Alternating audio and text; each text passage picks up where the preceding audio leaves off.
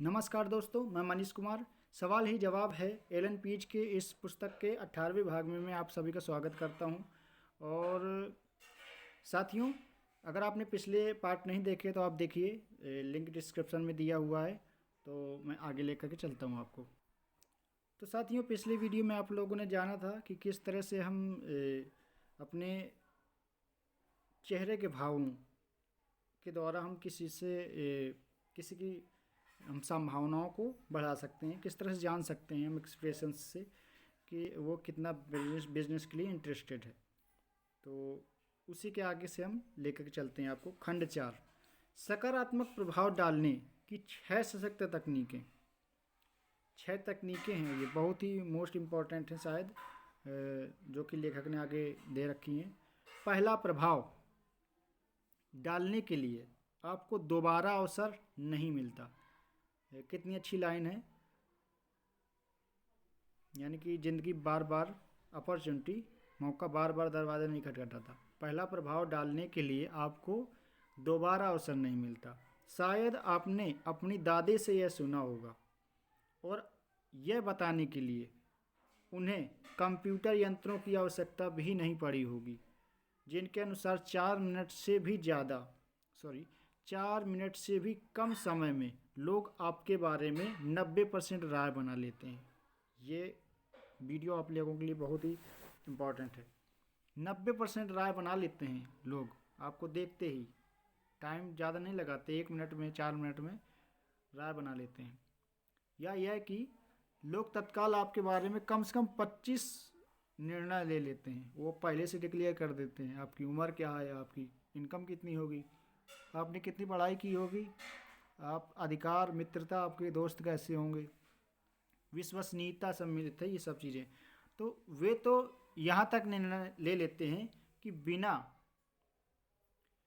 कोई गारंटी लिए आपको कितना रुपया उधार दिया जा सकता है। यानी बिना गारंटी के आपको कितने रुपए दे सकते हैं वो, 100 रुपये, 200, 500, 1000, 5000, 10,000।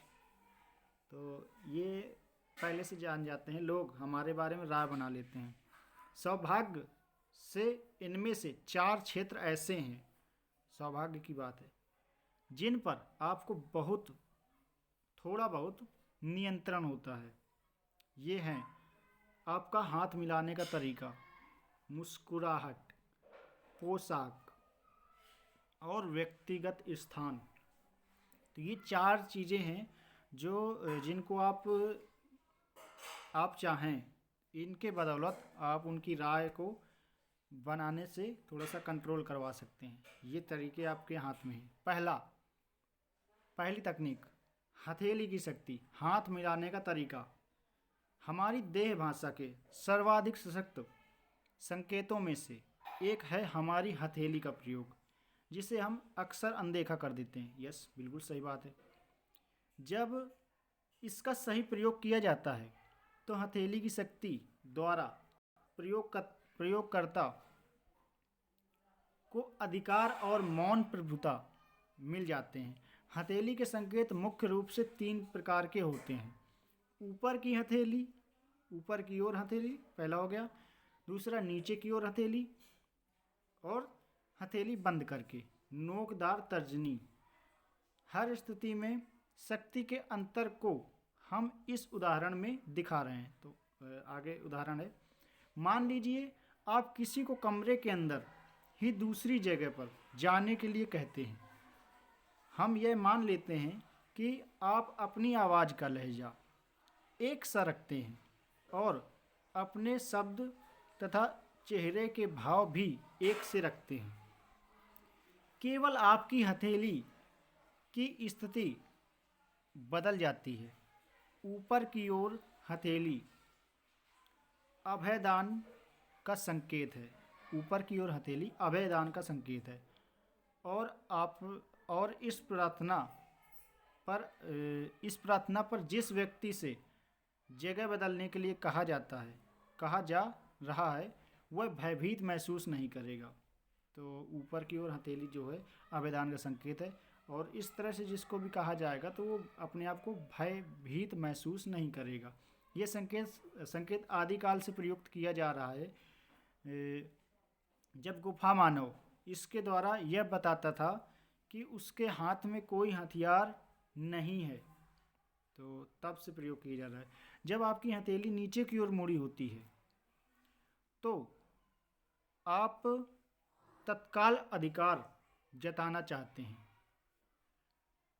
जिस व्यक्ति से आप बात कर रहे हैं वह यह महसूस करेगा कि उसे आदेश दिया जा रहा है और वह आपकी बात का बुरा भी मान सकता है, खासकर तब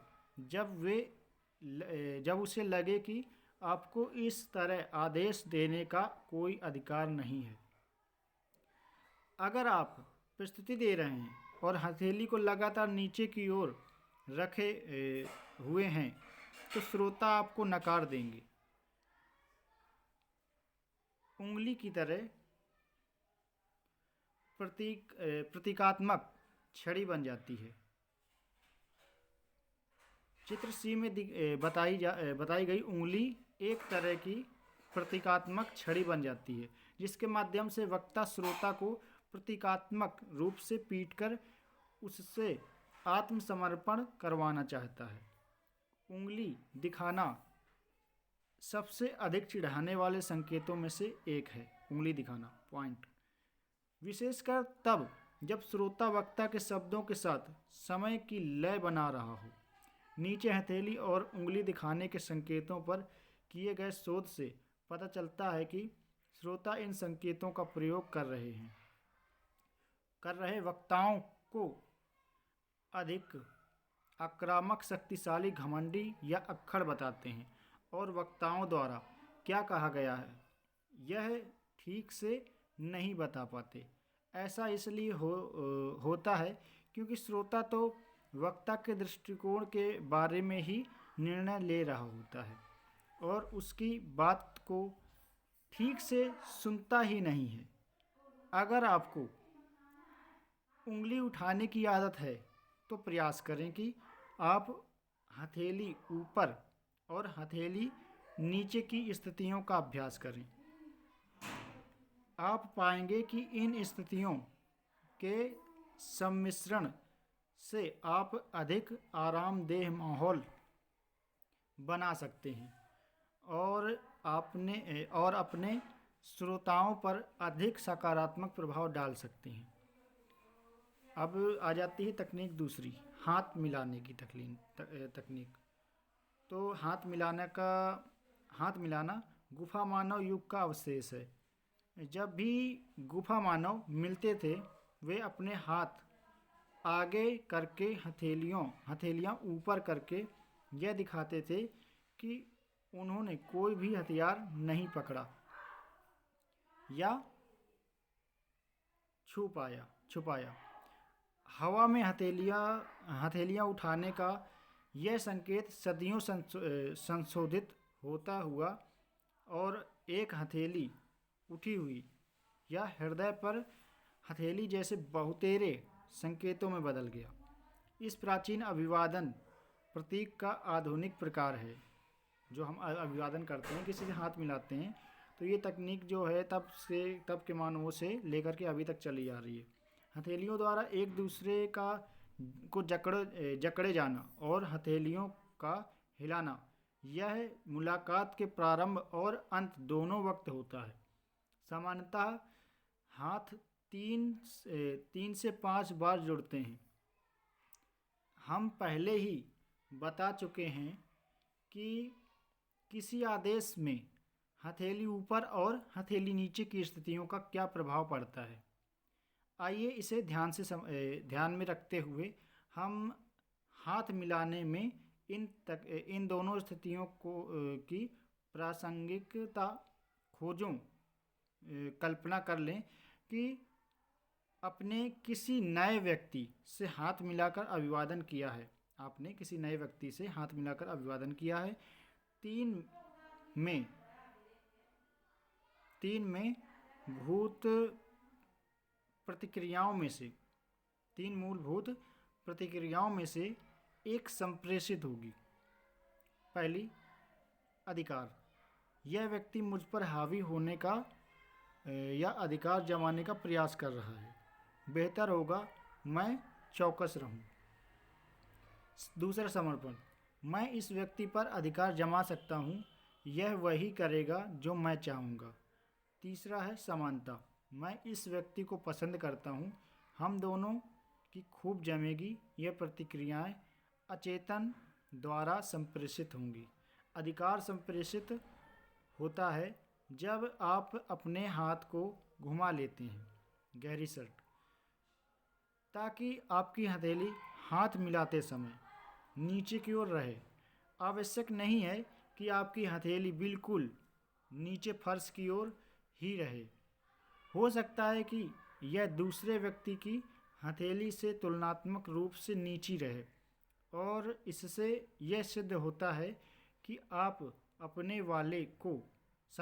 सामने वाले को अपने नियंत्रण में लेना चाहते हैं। 54 सफल वरिष्ठ प्रबंधन अधिकारियों के समूह के अध्ययन से यह बात सामने आई कि न केवल उनमें से 42 ने हाथ मिलाने की पहल की, बल्कि हाथ मिलाने के प्रबल नियंत्रण का भी प्रयोग किया। हाथ मिलाने की यह शैली तालमेल बनाने के लिए अच्छी नहीं है, क्योंकि अधिकतर लोगों को यह आक्रांत करने वाली लग सकती है। यह पुरुषों द्वारा ही अधिक इस्तेमाल की जाती है, ठीक उसी तरह जिस तरह कुत्ते अपनी पीठ के बल लेटकर और आक्रमणकर्ता को अपना गला दिखाकर अपना समर्पण दर्शाते हैं। अधिकारपूर्ण हाथ मिलाने से उल्टा है अपनी हथेली को ऊपर की ओर रखना। यह विशेष तौर पर तब प्रभावकारी होता है जब आप दूसरे व्यक्ति को नियंत्रण देना चाहते हैं या उसे यह समझाना चाहते हैं कि वह नियंत्रण में है। इसके द्वारा यह भी जताया जा सकता है कि आप आक्रांत हो सकते हैं। हाथ मिलाकर तालमेल कैसे बनाया जाए? तो आई थिंक काफ़ी इस हाथ मिलाने वाला टॉपिक काफ़ी लंबा खिंच गया, और काफ़ी मुझे लगता है कि आई थिंक इसमें जो लेखक समझाना चाहता है तो वो काफ़ी पुराना लेकर के चला है। लेखक ने काफ़ी पुरानी चीज़ें इसमें लिखी हुई हैं। हमें आज के समय की जो चीज़ें हैं, जो हम एक मजबूती के साथ, एक पॉजिटिव फीलिंग के साथ हम हाथ मिलाने के साथ अपना सामने वाले को संकेत कर सकते हैं, एक मजबूत। तो पूरा निचोड़ यही है कि आप पॉजिटिविटी के साथ अच्छे से हाथ मिलाइए, ताकि सामने वाले को एक अच्छा इंप्रेशन जाए। तो सब्सक्राइब कीजिए चैनल को और शेयर कीजिए, और इसी तरह चैनल में बने रहिए और सीखते रहिए। आगे आगे और भी अच्छी अच्छी चीज़ें मिलेंगी काफ़ी, क्योंकि बुक अभी बाकी है। तो मिलते हैं नेक्स्ट वीडियो में। Thank you.